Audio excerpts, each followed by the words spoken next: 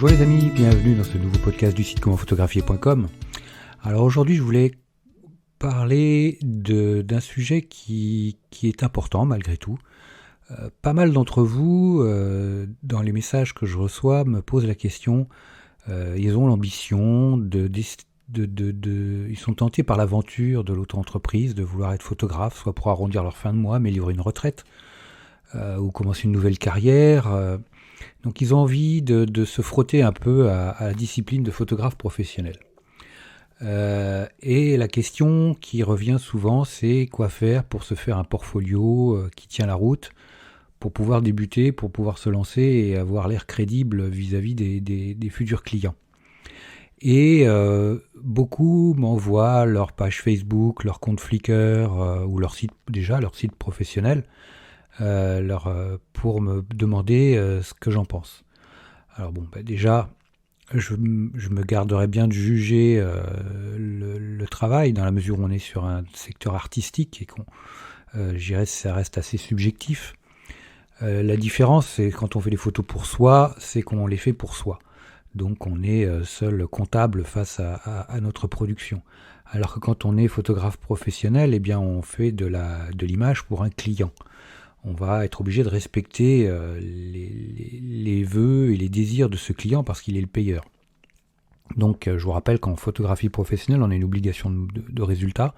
On n'a pas une obligation de moyens, mais on a surtout une obligation de résultat. C'est-à-dire qu'on doit fournir le travail demandé pour avoir la satisfaction du client, pour pouvoir le facturer, que lui paye en finale. Donc pour revenir au portfolio, je vois trop souvent de portfolios de personnes qui veulent devenir, qui sont déjà photographes professionnels, des portfolios avec des images qui sont hors sujet. C'est-à-dire, j'ai eu pendant un temps, je crois que j'ai dû faire une vidéo là-dessus, où je disais, voilà, si vous voulez être professionnel, évitez les photos de petites fleurs et de chatons, quoi. Vous ferez très rarement des photos de petites fleurs et de chatons dans votre carrière professionnelle, même si ça peut arriver, faut jamais dire jamais. À part ça, je veux dire que si vous voulez vous consacrer, sur ce que font beaucoup de gens à l'heure actuelle, si vous voulez vous consacrer à la photographie de mariage, sur votre portfolio, contentez-vous de mettre du mariage. Si votre volonté c'est de vendre du mariage, concentrez-vous sur le mariage. Montrez que vous êtes un spécialiste. Donc ça veut dire spécialiste, ça veut dire que vous ne faites que ça et que vous êtes excellent dans ce domaine-là, parce que vous ne faites que ça. Si vous voulez, ou alors dans ces cas-là, si vous voulez faire du mariage, du portrait, de la naissance, faites des rubriques. Et dans chaque rubrique, mais évitez d'avoir la rubrique travail perso avec des choses un peu incongrues, quoi. Ça n'a aucun intérêt.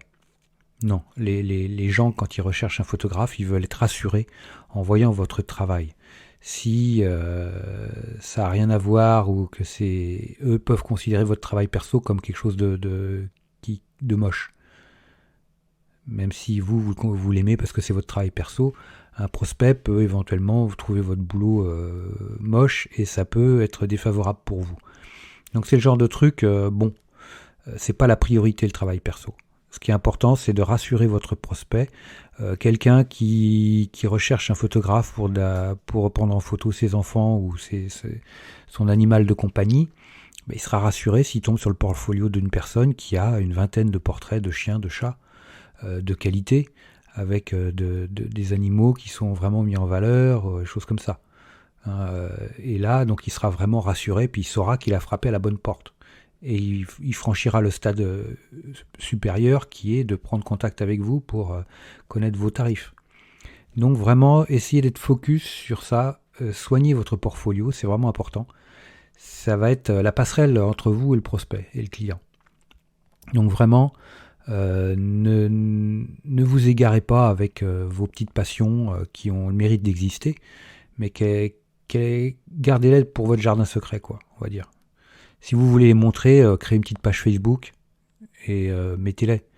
Mais créez-vous une page Facebook professionnelle à part où vous mettez que les photos qui ont rapport avec ce que vous voulez faire. Si vous voulez faire du mariage, essayez de voir les mariages autour de vous dans votre famille. Proposez de faire les photos. gratuitement ou pas, c'est à vous de voir, et aborder ça de manière professionnelle, même à la limite en mettant les petits plats dans les grands et en faisant les choses de manière très sérieuse, pour être vraiment original et avoir l'effet waouh pour ceux qui vont regarder les photos après par la suite, pour les séduire, tous ceux qui recherchent un photographe professionnel. Si vous voulez être photographe pour... il y a toute une multitude de niches qui existent dans le secteur de la photographie. Donc à vous de vous coller sur une niche, ou pas d'ailleurs, mais d'avoir un portfolio en rapport avec le travail que vous voulez fournir et en rapport avec les clients que vous voulez toucher. Donc ça c'est vraiment important. Donc soignez vos photos, mettez de belles photos, des photos vraiment en rapport avec ce qu'attendent les clients, ce que demandent les clients, et vous verrez, ça sera beaucoup plus facile. Après, je dirais, le portfolio, ça va pas tout faire. Ça va faire une grosse partie du boulot, mais après, ça sera à vous d'être actif, d'aller au-devant des gens, faire du réseautage, faire travailler le bouche à oreille. Au départ, il faut amorcer la pompe. Donc ça peut être aussi beaucoup de collaboration, entre parenthèses, où vous allez peut-être pas beaucoup gagner votre croûte. Faire des trucs à pas cher pour avoir des gens qui vont parler de vous positivement, et pour que eux dans leur entourage fassent venir du monde. Donc il y a pas mal de choses à faire. C'est pas un long fleuve tranquille pour avoir suffisamment de clientèle pour se nourrir de cette activité. Mais je dirais que c'est pas impossible. C'est pas facile, mais c'est pas impossible. Donc vraiment, voilà, soyez vigilants, soyez exigeants avec vous-même, et vous y arriverez. Il n'y a pas de raison à ça. Voilà, écoutez, j'espère que ce podcast vous aura plu. Si c'est le cas, écoutez, abonnez-vous à la chaîne, laissez-moi un like. Moi, je vous like super fort. Si vous êtes sur d'autres chaînes de podcast, écoutez, abonnez-vous au podcast, laissez-moi plein d'étoiles, ça me fera super plaisir. Quand c'est possible, laissez-moi un petit commentaire sympa. Voilà, écoutez, je vous dis à très vite pour de prochaines aventures. Ciao. Dernière petite chose avant de se quitter, si ce n'est pas déjà fait, je vous encourage à faire partie de ma liste de contacts pour bénéficier de conseils quotidiens, d'astuces photographiques, de choses vraiment utiles et intéressantes à connaître, à savoir, ou à se faire rafraîchir la mémoire sur certains sujets. Il y a toujours un intérêt à avoir un petit lien entre nous au niveau quotidien. Il y a aussi quelques réclames commerciales, je dirais, de temps en temps. Voilà, donc n'hésitez pas à aller voir sur les formulaires du site comment-photographier.com. Vous en avez sur les articles au niveau de la colonne de droite, ou autrement en bas d'article, vous avez des formulaires un peu partout, et vous pourrez comme ça ainsi faire partie de la liste de contacts.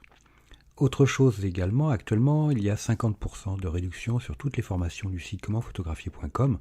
Donc vous allez sur le site commentphotographier.com et vous allez sur la page formation, tout simplement, ou alors comment-photographier.com/formation photo. Mais allez sur le site, ça sera beaucoup plus simple. Donc vous avez 50% avec le code 5050 en chiffre arabe, et vous pourrez bénéficier de toutes les formations à moitié prix. Vous avez une quarantaine de formations sur la photo de paysage, vous avez des formations sur le portrait, vous avez des formations sur les photos d'enfance, sur les photos flash, sur la photo culinaire, j'en passe, et des meilleurs, les amis. Donc ne vous privez pas, c'est actuellement avec le code promo 50 50%. Voilà les amis, je vous dis à très vite pour de nouveaux podcasts. Ciao.